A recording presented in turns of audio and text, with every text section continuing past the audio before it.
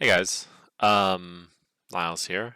Gonna do another matchup guide, but also a situation that I see a lot of top laners struggle with is when they are getting pushed in, they get a gank from the jungler, they kill enemy top laner, but they end up behind. And so today I'm going to talk about why that happens and how to fix that. Because whenever you get a gank from your jungler and you kill the enemy top laner, most of the time you really shouldn't be at a disadvantage because of that kill. So we're going to look at the Camille versus Aatrox matchup, and then we're going to dive into a specific situation that happens when I get ganked and I die, and how it actually ends up being better for me than for the Aatrox. So before we hop in the game, um, let's talk a little bit about Camille versus Aatrox runes. As Camille, I pretty much always take Ignite in this matchup and start D-Blade. The reason for this is D-Shield is not effective versus Aatrox because AoE has reduced effectiveness versus, or D-Shield's region has reduced effectiveness versus AoE spells, and that's what Aatrox has. And so D-Blade is just the superior option and lets you all in the Aatrox if you missteps, and we'll see that. I'd like to Ignite just because you don't get 2v1 post 6 if you have Ignite, because you wanna get the healing reduction, but you don't want to buy healing reduction, so Ignite's really nice. And then Grasp, you'll never go wrong taking Grasp in Camille matchups, so nothing too crazy. One tech that I like to do is I like to take Cosmic Insight as my secondary rune with Biscuits on Camille. Biscuits are sort of a luxury. If you don't like taking them, that's fine. I just like spamming my spells, so I like taking Biscuits in this lane, especially because Aatrox can get control of the lane early if he plays well. So yeah, that's the rune setup.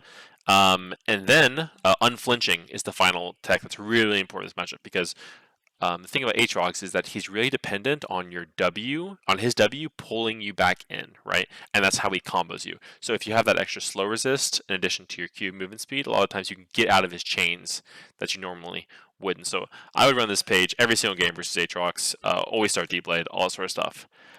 So as usual, we're going to talk about the uh, couple things in top lane, right?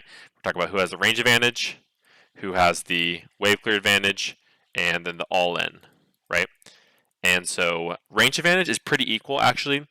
Camille has her W, and Aatrox has his Qs, right? So early on, the range is pretty equal. Whenever I W him, he can Q me back. That's pretty even trade. Wave clear is also pretty equal. My W compared to his Q. Aatrox's Q wave clear is pretty poor early. And then all in, this is actually favored for Camille. And this is why this is a nice matchup for Camille, is because she can leverage the all in with her Ignite over the Aatrox, especially level 2 and 3. Camille is much stronger in an all-in than Aatrox is. So with that in mind, what we're looking to do is, if Aatrox is leash, then we can use the fact that he leashes to hit level 2 first, and then start looking for aggressive trades.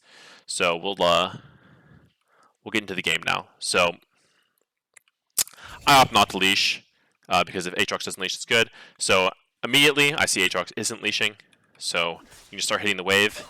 And then a mistake that some people make is they keep hitting the wave after they already have the push. So at this point, there's really nothing that Aatrox can do to make sure that he hits level 2 first. So I don't have to hit the wave too much anymore. I can slow it down a little bit, get my Grasp proc ready, and then be ready to trade when he comes into the lane.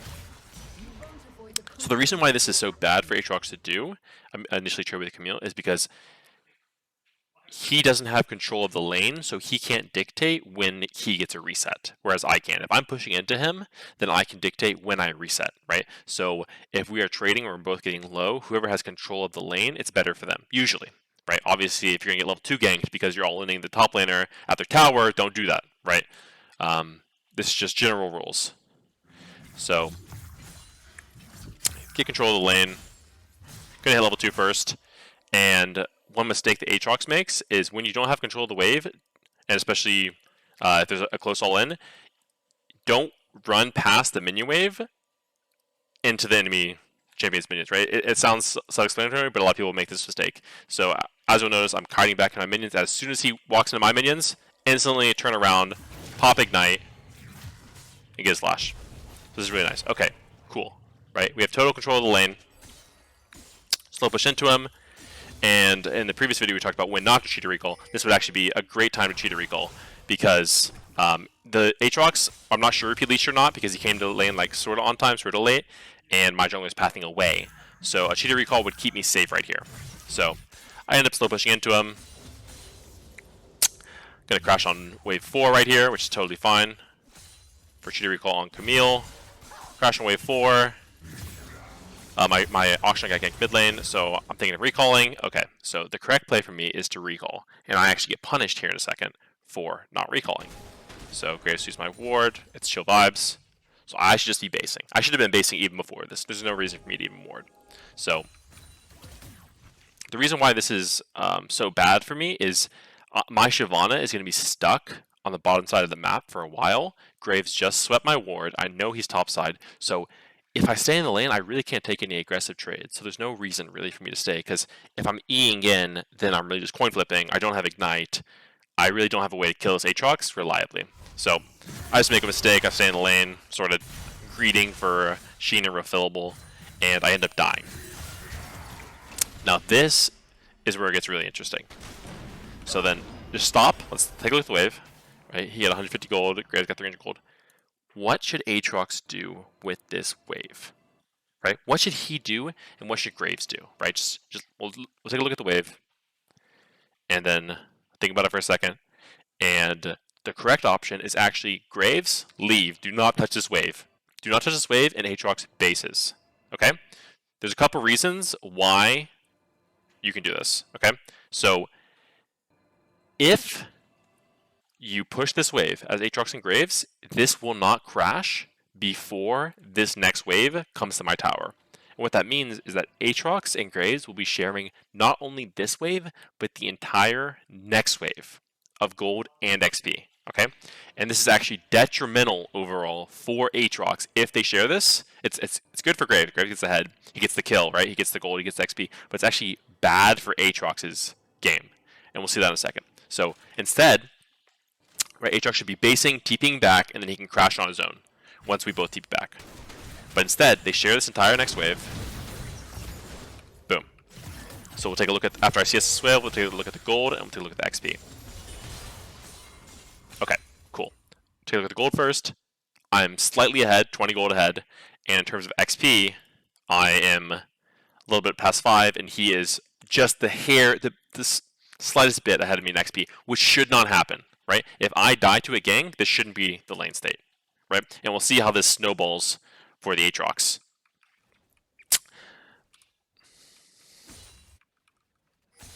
So we're slow pushing into him, and because I'm not actually behind in XP, I'm still going to hit level 6 on this cannon wave, whereas he should be hitting level 6 before me because he got a kill, right?